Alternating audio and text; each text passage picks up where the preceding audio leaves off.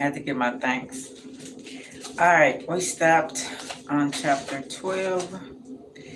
She was my friend, my only friend, and I'd been a coward in return, too afraid of what she might think of me if she knew the truth. Huh? Oh, yeah. Hold on, I'm almost done. All right. Instead, I lied to her, risked her life, and turned to Veum and the black door, and look where that had gotten me.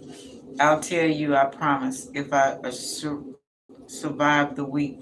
I wish we had time now, but Jardis cleared his throat loudly outside the carriage. I tucked my scarf tighter around my head and stepped out into the sunlight. Nakia followed, scarfless. I've still never seen her wear one. She knew something was wrong, even if she didn't know what, and she kept close behind me on her guard. Standing on the stone cobbles before the silver gate, Joris eyed her critically. I don't think we'll be needing you inside, Nakia. You're hardly dressed appropriately, and the palace guards will be more than enough protection. She's only seeing priests for 10's sake. I'm not sure why. Okay, hold on. Hold on, y'all. Hold on for a minute. Let me know if this restroom.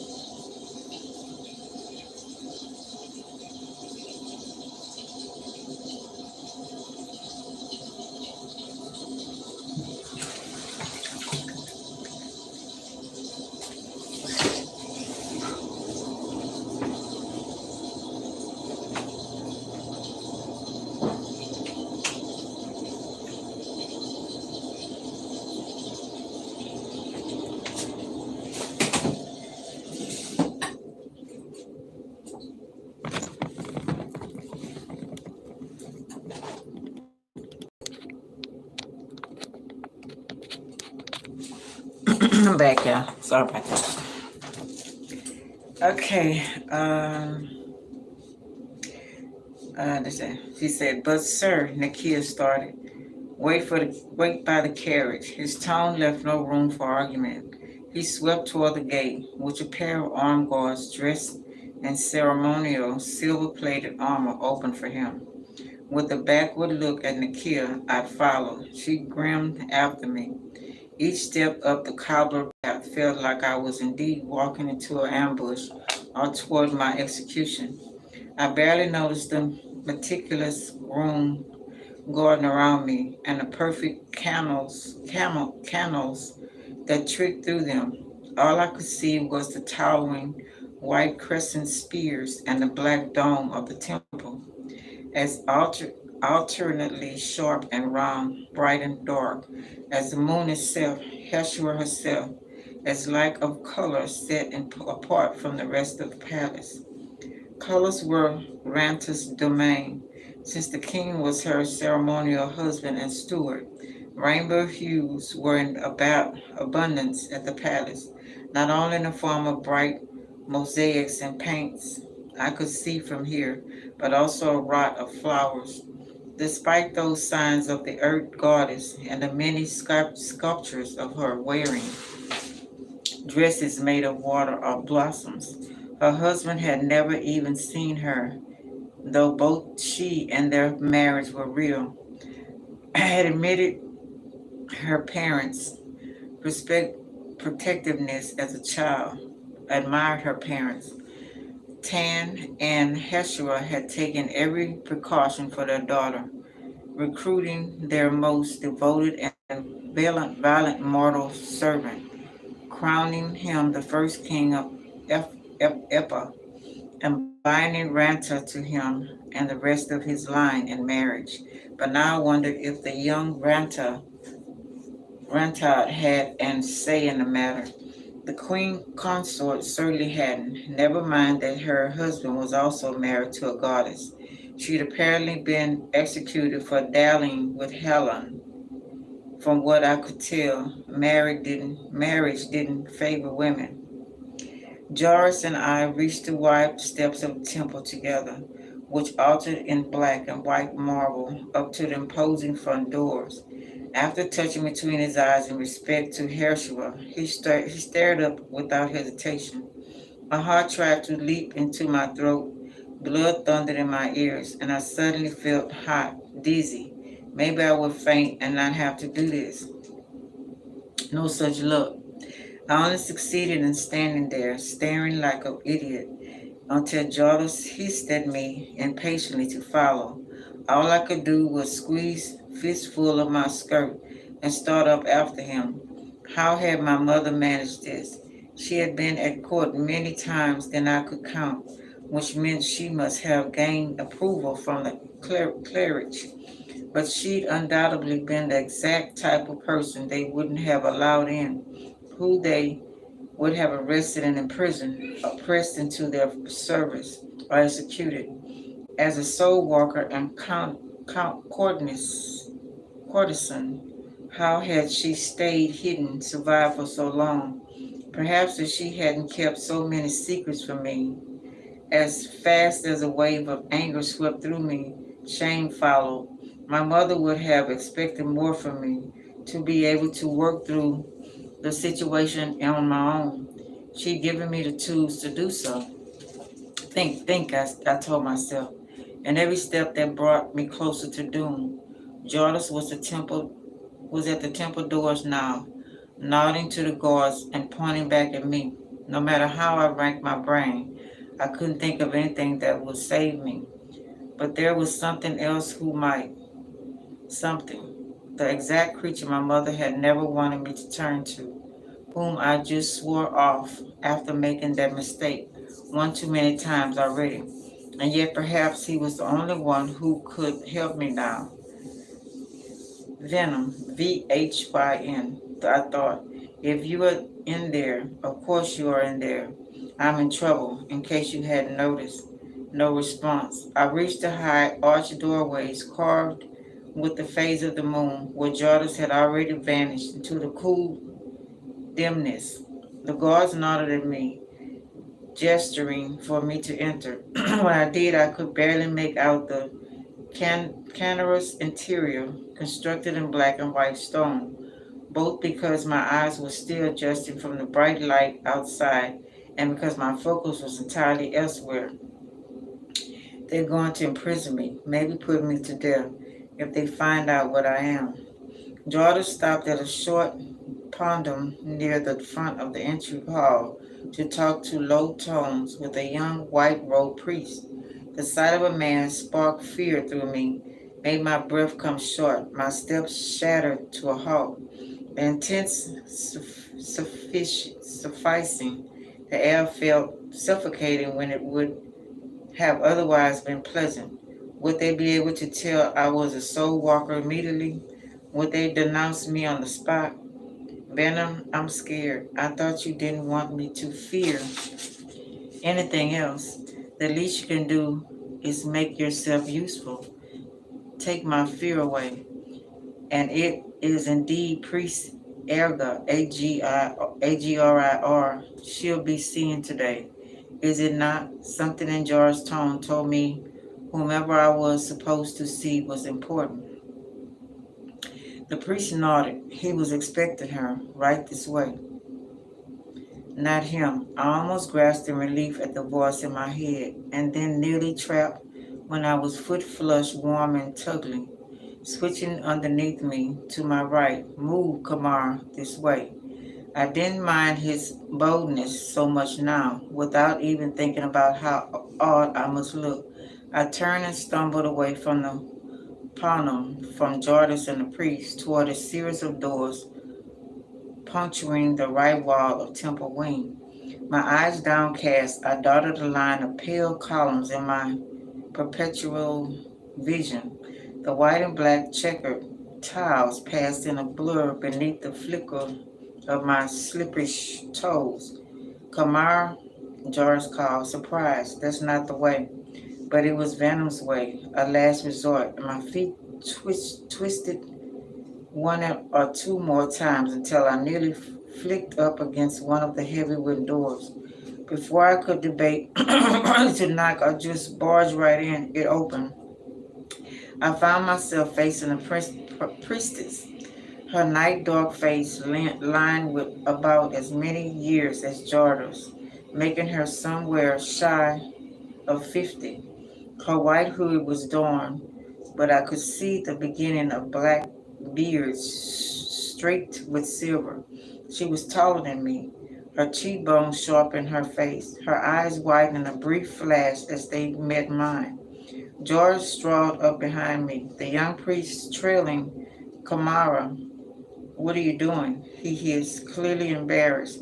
To the priestess, he said, apologies, my daughter isn't used to being at court, and this is her first time in. I want her, I said. I want her to conduct my interview. Why ever would you? George lowered his enthusiasm voice with sheepish glance around the temple. It's not as if you know her, and we have an appointment with the king's own holy advisor. I, I'd be more comfortable with the woman, I think. That threw them all up short. It was hard to argue against that, though the priest standing at George's shoulder made an attempt. Priest or priestess, it makes no difference in the eyes of Heshua. We are all her servants. Perhaps this is Heshua's will, the priestess said, speaking up for the first time, her voice deep and smooth, authoritative without being short. I am happy to be of service. Without another word, she ushered me into the chamber she'd just been leaving, shattering out Jars and the other priests, their eyes wide with bafflement. This was all well and good, but as soon as she turned to face me, I had no idea what to say. She did. She took one look at me and said, Dear Kamara, Kamara, not Kamara, no, N-U-M-A, N-U-A-L-A, not N-U-M-A. She knew me, even if I didn't know her, and I realized that knowledge might save my life or end it all the sooner. Formidable friends. You're Martin's daughter, the priestess continued, leaving no doubt she knew exactly who I was. She walked past me, moving for the heavy wooden desk at the back of her office, flanked on either side by two long brown leather couches, one for her, one for whomever soul she was investigating. Maybe I'd been wrong, and Vera did want to get me killed. He'd led me to someone who would already have ceased to suspect me. Don't worry, your identity is safe with me. I knew your mother well. We worked together in some capacity. The woman threw back her hood, sat down at the desk, and opened a drawer to pull up a pen. When I'd been expecting a veil of sleeping tonic. My name is Lenora. She must have told you about me, since you knew to seek me out. A good thing. It isn't safe for you anywhere else here. She, I hardly knew where to begin. She didn't tell me everything. How did you two? I know what she was, she said without preamble. And I know what you are. I can help you. And I think you can help me.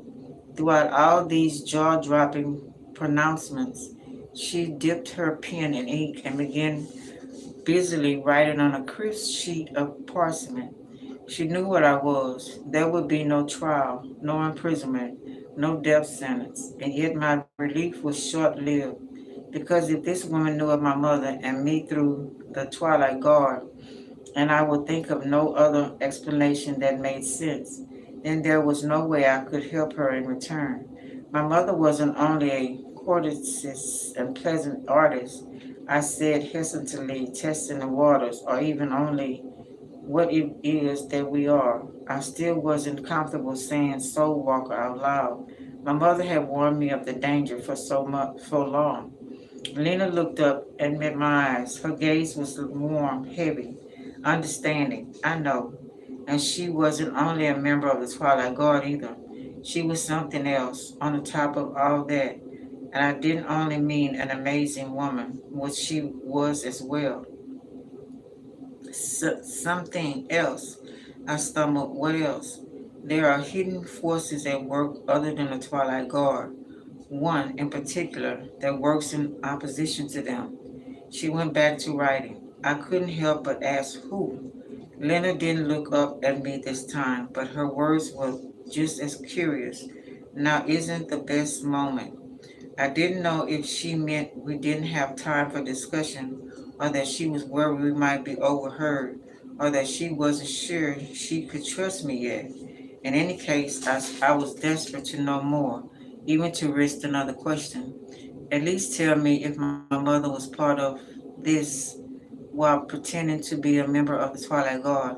She met my gaze again and nodded slowly.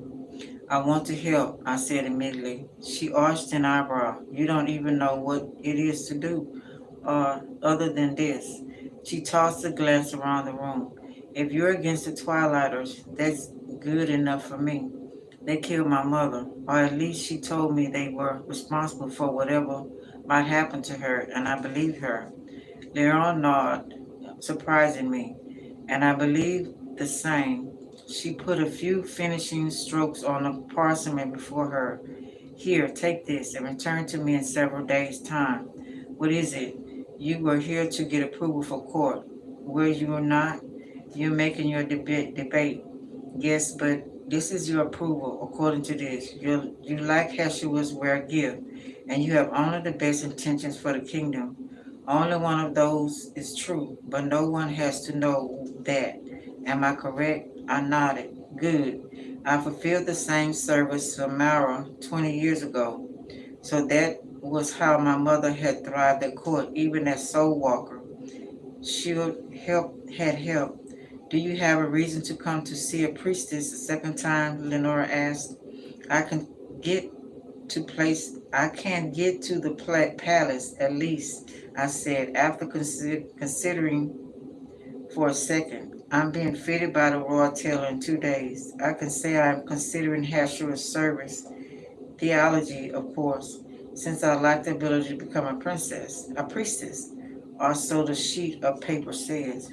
Perfect, I will be here. She hesitated, but Kamara, yes, this misdirection works for now, but that is all it is. Heshua's temple is not where we will need you. I don't think I need to say this, but tell no one what you can do or what I've told you. Like I said, it's not safe here. Be careful. I will, I said, but I was hardly listening after I heard we. There were more like her, like my mother, whoever they were. It was a balm to the ache in my heart. It was a path. It was purpose. I was a change. It was a change and revenge. I clutched the paper to my chest and went out to meet Gerald, my dad, who was looking less baffled and more irritated, with a genuine grin on his face. My feet felt like they were floating over the checkered tiles. The thought that Venom had helped me only dampened my excitement a little. It made him even harder to hate, but that didn't mean I wasn't still furious with him. Suddenly I couldn't wait to be fitted for the dress that would mark my debut in court. Nakia, however, was making those 2 days feel very long. I vowed to tell her what was going on, but that was before a priestess of Heshua had sworn me to secrecy. I still planned on sharing everything I could as soon as possible, but first I had to understand the situation for myself and ask Lena if I would ever be allowed to tell anyone else. I didn't know what sort of group priestesses represented, but if they valued secrecy, half as much as Twilight Guard, I had to be careful. For all I knew, Lena might yet decide to execute me if I betrayed her trust. You promised to tell me what was going on, Nakia insisted. For the 100th time by the morning of my fitting, she was pacing my room, dressed in her hardened leather tunic as usual, and looking out of place against the frail pink decor while I sat before my vanity mirror deciding which bracelets to wear. Since when do you smile so much and particularly skip about the house humming? Since when do you look forward to getting outfitted so jars can auction you off to the highest bidder? She froze. You don't already have a suitor, do you? One you actually like? I thought I would have noticed. Gods no, I said, horrified at the idea. Perhaps even more horrified at the sudden incongruous flash of Venus smile in my mind. I've been busily trying to pretend that he hadn't played a role in my good future. I hadn't visited him during the past 2 nights, and he hadn't forced me to. Maybe I could just forget that he existed entirely. And of course, I would never keep something like that from you. There's so much person. There is no such person, not now, and hopefully not ever. I spat on the words as if they were disgusting. Nakia blinked in surprise at my venerance, but my reaction seemed to modify her somewhat. Still, I wish you would tell me what else it is. In tandem with our growing familiarities, our relationship has shifted from one of her solely comforting me. She still protected my person, but she now turned to me for reassurance more and more, especially in the mere days since I crossed over into adulthood. She was treating me more like an equal, a friend. I will soon. I will soon. I just have to. What? Get fitted for a gown before you feel like telling me? Let me see. My daughter has to take a shower. Okay. Okay, I'm gonna stop here, y'all. Okay. Hope y'all enjoy. Like, subscribe, share, and comment. Love y'all. Bye.